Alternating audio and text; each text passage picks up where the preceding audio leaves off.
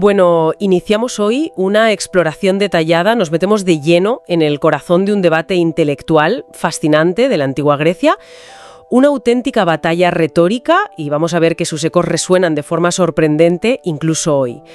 Vamos a analizar las fuentes que nos han llegado sobre una controversia clave, la libertad de Mesenia, un pueblo que, vivió subyugado por Esparta durante siglos. Siglos, sí. Una situación muy prolongada. Para ello nos vamos a basar sobre todo en un artículo académico muy interesante de Jordi Redondo que se titula El discurso anticolonialista en la retórica clásica griega. Desentraña este conflicto específico y también usaremos fragmentos relacionados con la obra de uno de los protagonistas, el orador Alcidamante. Una figura clave, sí. Siglo IV a.C., nada menos. Nos centraremos en el choque, el encontronazo entre dos pesos pesados de la retórica de entonces. Isócrates y el ya mencionado Alcidamante. Veremos cómo usaban el mito, la historia, interpretada, claro, y la filosofía como armas dialécticas para defender posturas totalmente opuestas sobre la libertad de un pueblo. Dos titanes enfrentados. Y el punto de partida que, enciende toda esta discusión es una afirmación verdaderamente radical de Alcidamante. Por desgracia, solo conservamos un fragmento muy pequeño que dice: Dios dejó libres a todos los hombres, la naturaleza no ha hecho esclavo a nadie. Una frase potentísima. Muy potente. Vale, pues analicemos esto a fondo. Primero, el contexto. Hay que situarse. La cuestión Mesenia. Hay que entender que durante muchísimo tiempo Mesenia estuvo bajo el dominio espartano. Un dominio férreo. Esparta lo consideraba una conquista militar legítima, parte de su esfera de poder, incuestionable para ellos. Pero claro, el tablero geopolítico griego dio un vuelco tremendo. Tras la batalla de Leuctra, en el 371 a.C., ahí Tebas, le dio un golpe durísimo a Esparta. Una derrota decisiva, sí. Y como consecuencia, Mesenia recuperó su libertad, los exiliados pudieron volver y, ojo, en el 369 a.C. fundaron incluso una nueva capital para su estado renacido, Mesene. Un renacer en toda regla. Este hecho, la liberación de Mesenia, no fue solo un cambio político o militar, desató una verdadera tormenta ideológica, sobre todo en Atenas, que era el gran centro intelectual y político del momento, ¿no? El foro de debate por excelencia. La pregunta estaba ahí, flotando en el aire. ¿Debía respetarse esta libertad recién recuperada de Mesenia? ¿Tenían derecho a existir como un estado autónomo, como cualquier otra polis? ¿O acaso prevalecían los derechos históricos que reclamaba Esparta? Derechos basados en la conquista militar y, según algunos de sus defensores, incluso refrendados por los dioses. Un dilema complicado, sí. Exactamente. Y es en este contexto de efervescencia política e ideológica donde entran en escena nuestros dos protagonistas retóricos, Isócrates y Alcidamante. Ambos compartieron un origen intelectual, notable. Fueron discípulos del famoso Gorgias de Leontinos, uno de los grandes sofistas. Perdona que te interrumpa aquí, pero quizá valga la pena recordar brevemente quiénes eran los sofistas, por si alguien no lo tiene muy fresco. Claro, buena idea. Los sofistas, como Gorgias, eran básicamente maestros itinerantes de retórica y filosofía. Florecieron en los siglos V y IV a.C. Viajaban por las ciudades griegas enseñando, a cambio de dinero, el arte de la persuasión, del debate, exploraban argumentos complejos y a veces cuestionaban las convenciones. Figuras influyentes, pero también polémicas. Entendido. Maestros de la palabra. Eso es. Pues bien, Isócrates y Alcidamante, ambos formados con Gorgias, acabaron desarrollando una fuerte rivalidad, profesional e intelectual. Y fíjate, es interesante notar también sus diferentes posiciones sociales en Atenas. Isócrates era ciudadano ateniense, de pleno derecho, bien establecido. Con todos los papeles, digamos. Exacto. Alcidamante, en cambio, era meteco, o sea, un residente extranjero, con menos derechos. Quizás esta diferencia de estatus también influyó, de alguna manera, en sus perspectivas sobre temas como la dominación y la libertad. Es una hipótesis. Podría ser, sí. Tiene sentido. Ahora, una dificultad importante, y hay que decirlo, para reconstruir este debate es la enorme disparidad en las fuentes que conservamos. Es un problema.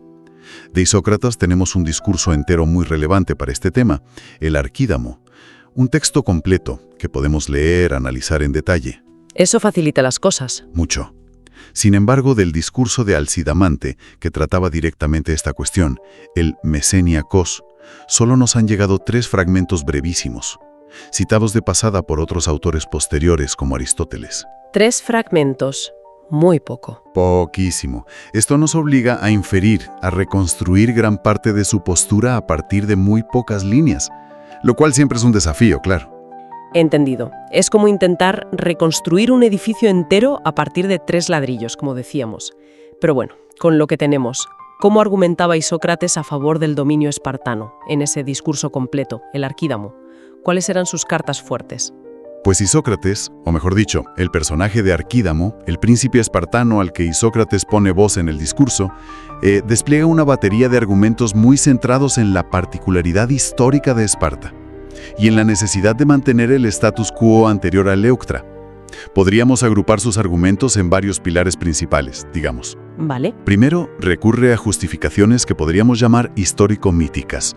Invoca a los supuestos derechos ancestrales de los Heraclidas, los descendientes míticos de Hércules, que según la tradición espartana, eran los legítimos señores de todo el Peloponeso, Mesenia incluida. También se refiere a supuestas afrentas o traiciones pasadas de los mesenios contra estos ancestros míticos.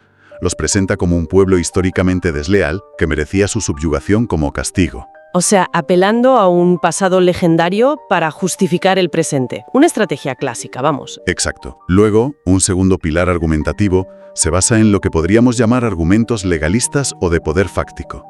Por un lado, el puro y simple derecho de conquista. La victoria militar como fuente última de legitimidad para poseer un territorio. Si lo conquistamos, es nuestro. Punto. La ley del más fuerte, básicamente. Más o menos. Por otro lado, introduce el concepto de derecho por prescripción. Argumenta que el simple paso del tiempo, los siglos que Esparta llevaba dominando Mesenia, consolidaban y legitimaban esa posesión. Cuanto más tiempo llevas dominando, más derecho tienes a seguir haciéndolo, en esencia. Interesante esa idea del tiempo como legitimador de la conquista. Tiene miga, ¿eh? ¿Y qué más? Y finalmente, Isócrates recurre a argumentos de autoridad y sanción externa. Sugiere una especie de consentimiento tácito por parte de las otras ciudades griegas. Su aceptación pasiva, o al menos su no intervención activa a favor de Mesenia durante siglos, se interpreta como una forma de validación del dominio espartano. Si nadie dice nada. Exacto. Y de manera muy significativa, apela a una supuesta sanción divina. ¿Cómo?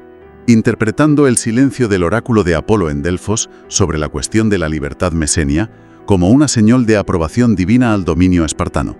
Si los dioses no dicen nada en contra, es que están a favor. Es fascinante cómo se puede interpretar el silencio a conveniencia.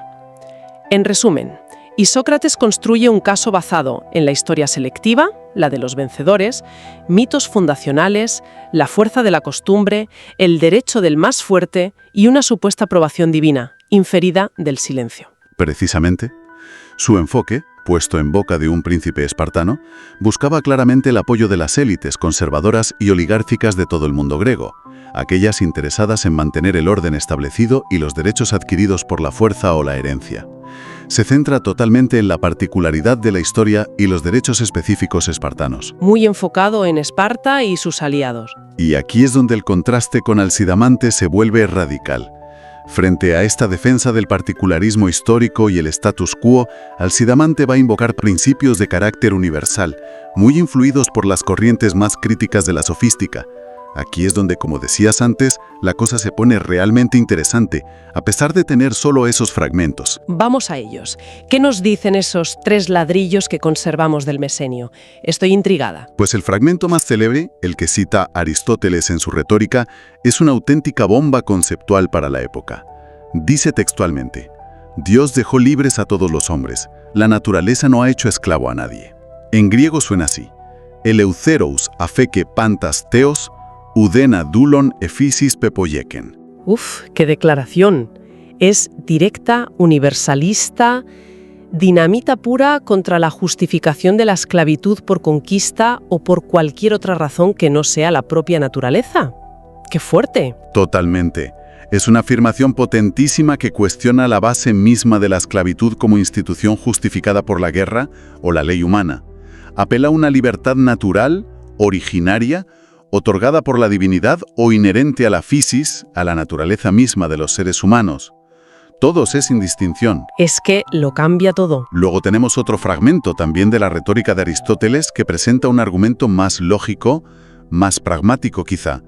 Pues si la guerra es la responsable de los males presentes, con la paz hay que enmendarlos. Hombre, parece sentido común. Apela a la razón, sí, a la reversibilidad de las consecuencias negativas de la guerra.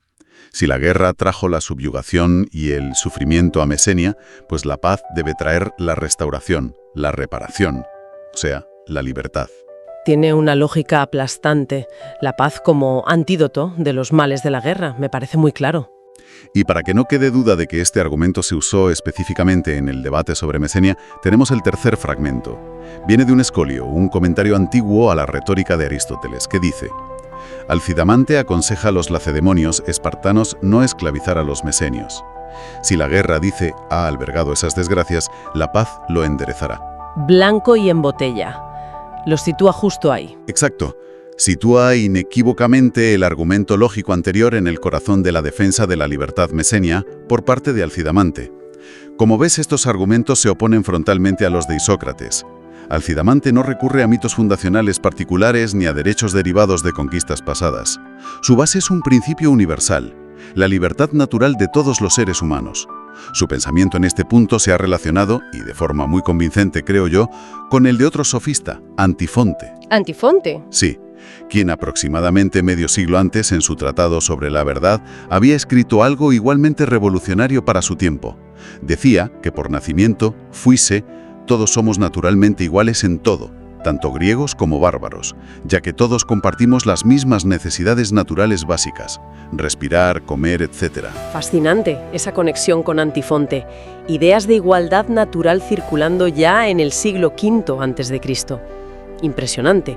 Pero una pregunta que surge inevitablemente, ¿significa esto que Alcidamante o Antifonte eran abolicionistas en el sentido moderno?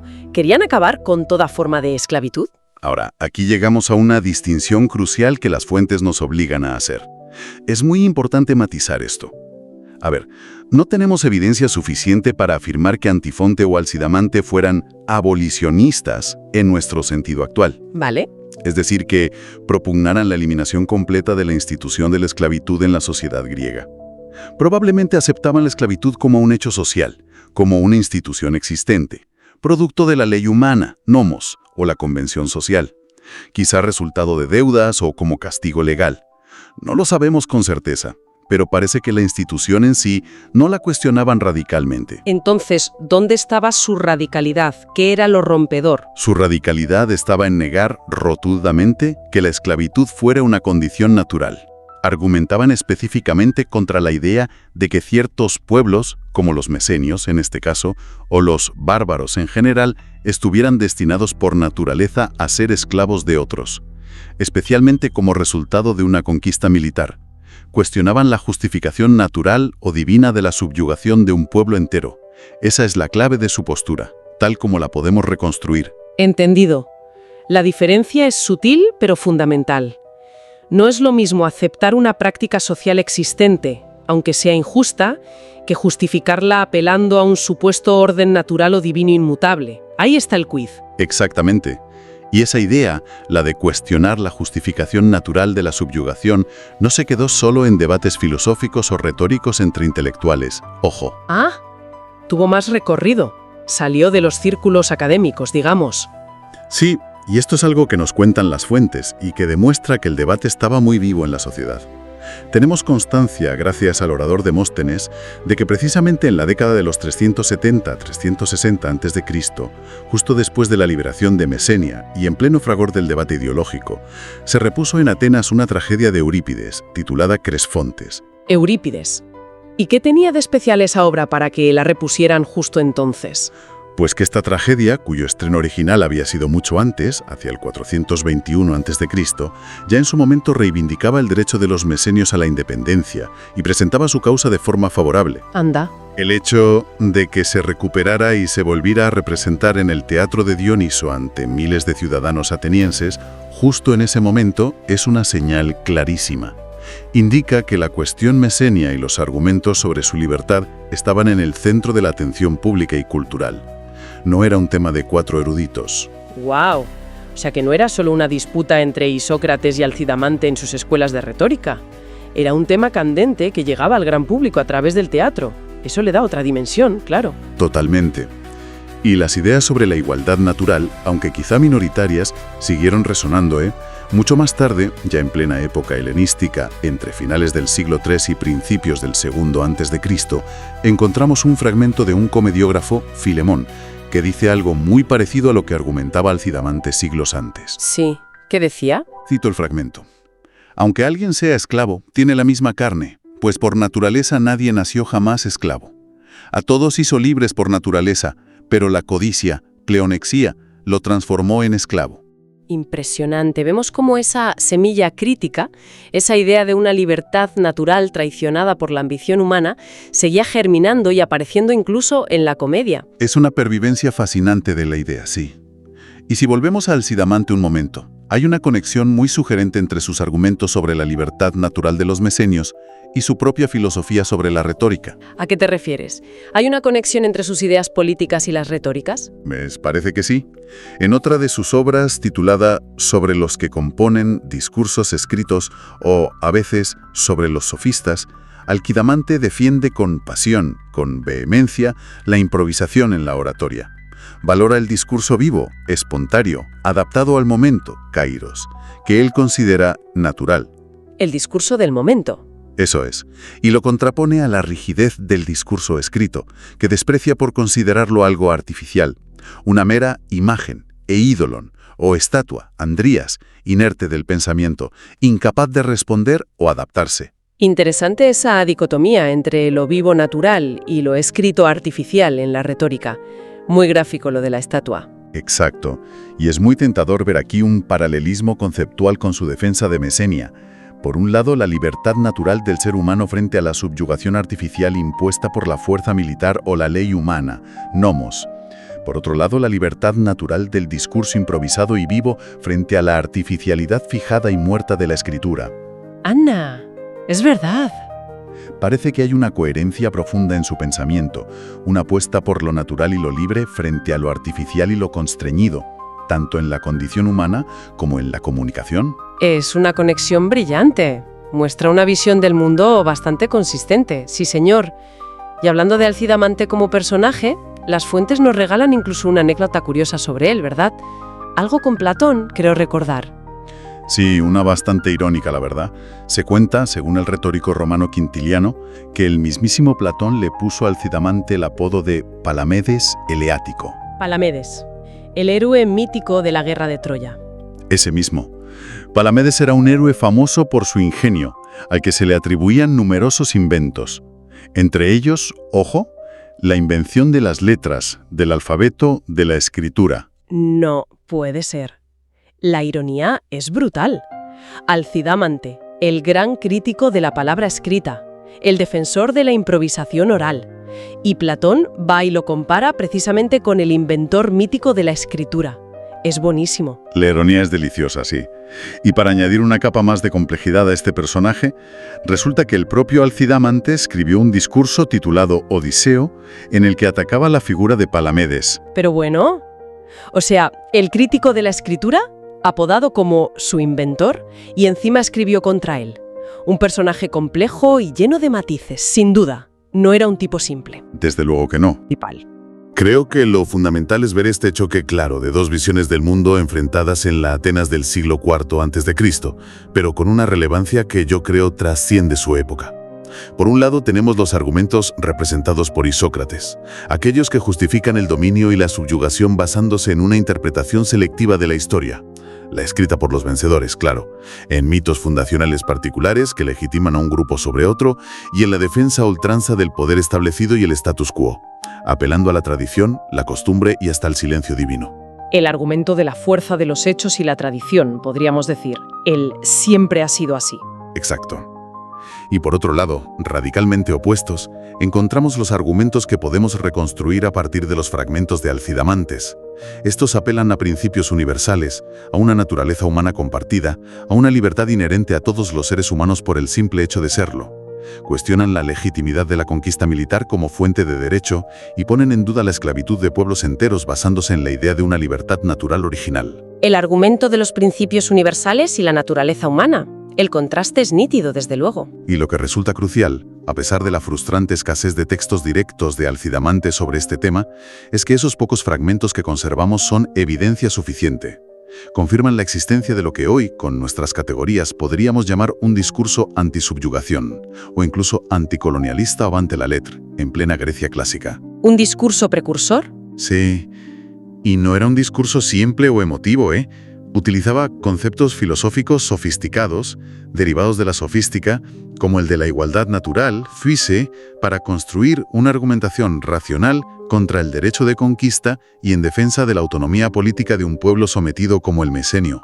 Entonces, el gran takeaway, la idea central que nos deja esta inmersión, es ese enfrentamiento fundamental que, en cierto modo, sigue vigente hoy, ¿no? Pesan más las reivindicaciones históricas específicas, las estructuras de poder establecidas y el derecho derivado de la conquista o la tradición, como defendía Isócrates, o prevalecen los principios universales de libertad natural, igualdad y autodeterminación, como argumentaba Alcidamante. Este debate ateniense sobre un pequeño territorio del Peloponeso embarcó una pregunta esencial. Una pregunta que sigue resonando. Exacto, que resuena en muchísimos conflictos y discusiones sobre derechos históricos versus derechos humanos universales a lo largo de la historia y hasta nuestros días. Exactamente. Esa es la pertinencia duradera de este antiguo debate retórico. Sigue siendo relevante. Y para terminar, como siempre hacemos, una reflexión final para que quede ahí rondando en la cabeza. Hemos hablado de cómo Alcidamantes valoraba apasionadamente la palabra hablada, improvisada, llena de vida y adaptada al momento. La consideraba muy superior a la letra escrita, muerta y artificial. Le daba mucho valor a la oralidad. Muchísimo. Entonces, si solo conservamos de su alegato por la libertad de Mesenia unos pocos y breves fragmentos, escritos rescatados por otros autores, ¿cómo sonarían sus argumentos completos, dichos en vivo ante una asamblea ateniense o un tribunal? ¿Cómo se adaptarían a las reacciones del auditorio? ¿Cómo responderían a las objeciones? ¿Con qué carga de emoción y convicción serían pronunciados? ¿Qué fuerza retórica, qué matices persuasivos, qué poder de conexión de esa defensa apasionada de la libertad natural se han perdido para siempre? Disueltos como palabras en el aire del antiguo Atenas. Es algo sobre lo que, creo, merece la pena reflexionar un poco. Una pérdida irreparable, sin duda. Nos queda imaginarlo.